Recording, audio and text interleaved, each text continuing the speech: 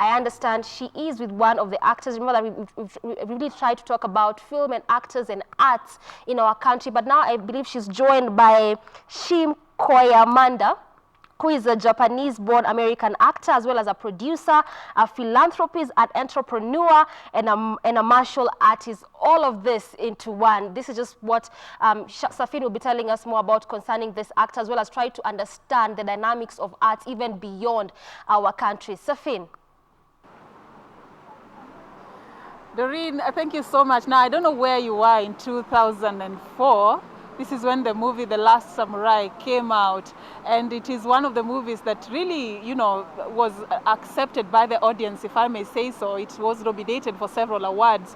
And having the legend, one of the legends behind this particular movie, he co-starred with Tom Cruise in that particular movie. I'm talking about none other than Shin Koyamada. Like you rightfully put it, he's from Japan, but he's majorly based in America, and he's also a black belt holder. Yes, and I will be telling you more about how he's planning to use that to help girls and women going forward. But allow me now bring him in just to tell us more about himself and how it has been like. He's one of the people that are really known in the film industry. Right now he's a producer, but he started his background as a very well-renowned actor. Thank you so much for joining us.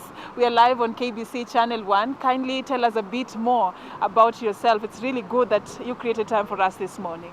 Hi, my name is Shin Koyamada. I'm based in Los Angeles. This is my first time in Africa and Kenya, so I'm very honored to be here. I'm an actor from the movie The Last Samurai. My role was Nobutada with Tom Cruise. The movie came out about 2004, and since then I've been on the Disney channels, my own movie called The Wendy Wu Homecoming Warrior, and other amazing American movies and shows. And you know, today in our program, we've been talking about how to use film to send a message and to inform the public, just to go beyond entertainment and use film as a tool that can send a message. You've been there for years, from way back in 2003 Right. to 2019, 16 years in the film industry. How do you describe how important this industry is in terms of sending strong messages to the society? Well, as an actor, you're a messenger to the global community. It's very important as an actor to choose what you want to deliver in the world. So everybody loves movies, and it's important to pick what you're really passionate about playing your own role. As an actor, it's your obligation to send a good message to the world and send a really important message to the world. How do you compare the transition from being an actor, that is being in front of the camera, and now you are behind the camera as a producer? How was that transition like? How would you compare these two roles in film? Well, I like whether in front of the camera, behind the camera. I love watching movies. I grew up watching American movies, and especially action movies. So this was one of my passion and the dream to come to the United States to pursue my American dream as an actor. I was only 18 when I moved to the United States, and I didn't know anything about film industry. But it was like I'm still living in the American dream, and it's amazing to be part of the creative side as a producer and go through, find out the stories that you're really passionate about, and becoming part of the creative side with an amazing crew around the world, and get to travel and be in charge of your own journey in films. Your career in film started sort of from a climax, you know. Your very first time you got into this industry in your debut in 2004, you became famous in that movie, The Last Samurai. Probably what would you tell people who are inspired and would want to join the film industry in terms of what it takes for one to succeed, be it as an actor, be it as a producer, be it as a marketer, the different departments in film industry? What does it take for you to become a name in this particular industry? I will say determination, persistent. It's a very competitive industry, especially when you come to Los Angeles, Hollywood. a lot of people from around the world fly to LA to pursue their own dream to become an actor. But you have to find your own niche. What are you offering to the Hollywood? In my case, I couldn't speak English. I didn't know anybody. I didn't have any acting background. I was just a high school student before I went. So how did I make my dream come true? My niche was the martial arts. You know, I told myself, okay, I need to become the best in martial arts in the United States. So I was training martial arts 5 hours a day, 6 days a week for 2 years, no break. And I became a US national champion, and I really polished my skill, my acting skill in school. So it was very important for me to pursue higher education as well in the United States. And make a lot of friends and contacts and attend so many events and make many friends as much as you can and understand how the Hollywood industry works. So I moved to the United States in 2000 and I got my role in audition in 2002 in the summer. So it was 2 years, roughly 2 years to get my part. And the last summer was my first movie, so I didn't know how big the movie was actually. Yeah. And I auditioned for it, and I auditioned twice, and before I knew it, I was in Japan, on the set of The Last Samurai. My parents didn't believe it, my grandparents didn't believe it. 2 years in the United States, how possible? You're debuting one of the largest movie as your debut movie. It's American dream. Yeah, it's a dream of every young, filmmaker out there, or even an actor out there. But then, as a producer now, what stories are you telling, or what stories would you want filmmakers out there to tell? If you look at the world, if you look at what is happening right now, the agendas that are shaping conversations, what stories would you like to tell?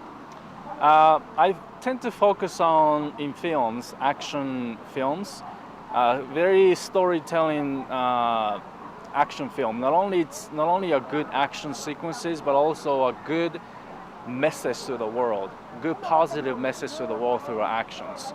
I grew up watching American movies, and my dream was to become one of them and become a leading actors in that area and own it.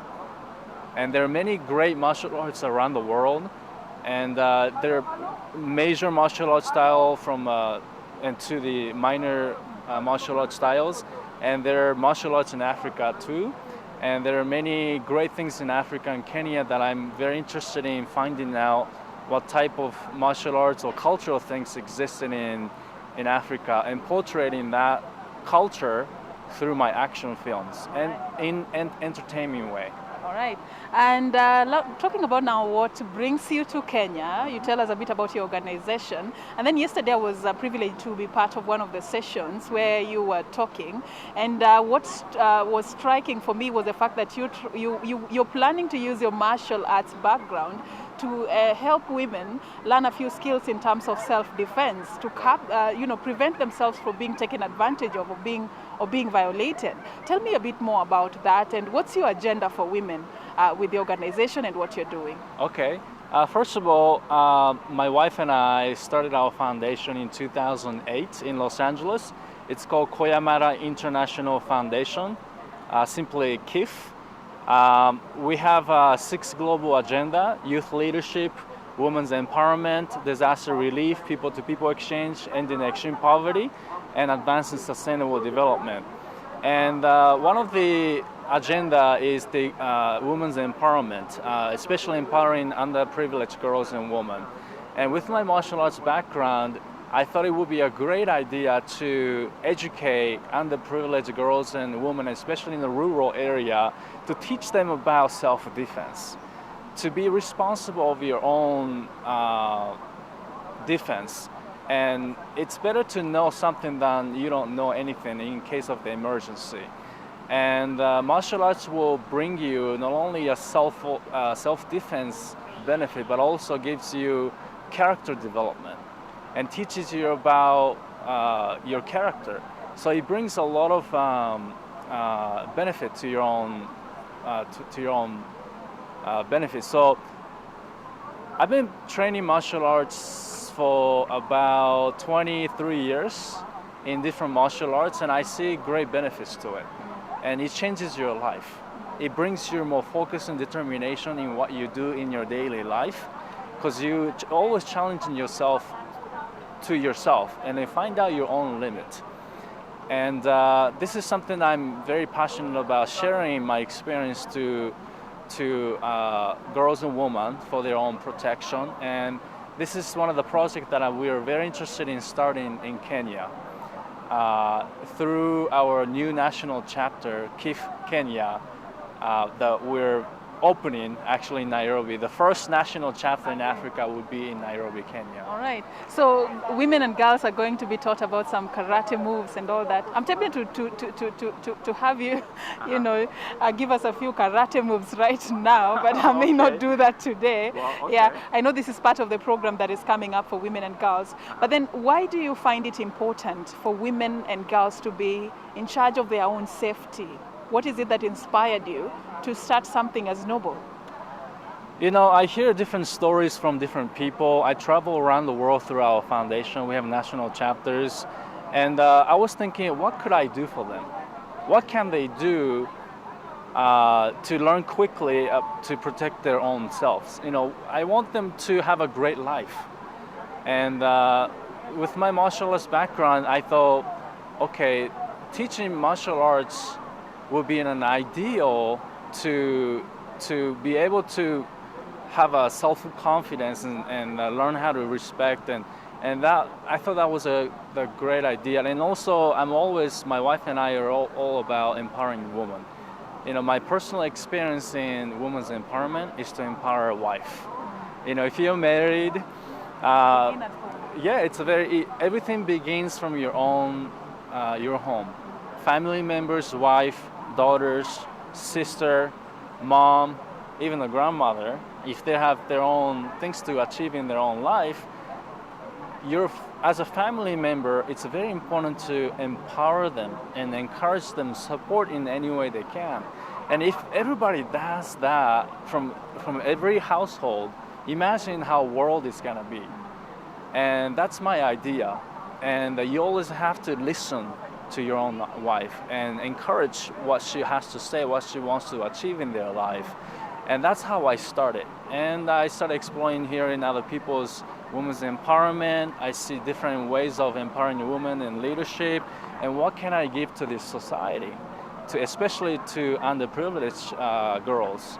And through martial arts, you don't need anything. All you need is a space, clothes, somebody who knows about martial arts, and share their skills to them. And after you learn some of the skills, you can actually practice on your own. You can practice with your friends. You can practice with your family. You can actually teach what you learn to others. I feel like we are almost getting into the practical session of the karate classes right here. Yeah. But then, people, the agents of change that are meeting at this particular conference, you included, are making statements of commitment and pledges on what they are going to be doing going forward to raise the standards of women globally. If you're to address our viewers, what is that commitment you're making? What is it that you're going to do to make the world of women different, better? So I'm pledging to, first of all, open our national chapter organization called KIF Kenya in Nairobi to continue our efforts to reach out to youth in Kenya and continue our efforts in women's empowerment and leadership. So also creating this new self-defense program for underprivileged girls. I'm interested in going to rural area in Kenya and find out what they're going through in the real life. And I had to see my own eyes. I had to listen to what they have to say. Not only are girls but we're also interested in listening to young women. And if they're interested in taking some of our seminars, that we're interested in sharing that. This is my first time in Kenya, in Africa. This is my 4th day, and I'm finding out very interesting. And I love the Kenyan foods and Kenyan people. Very safe country, and I'm very happy to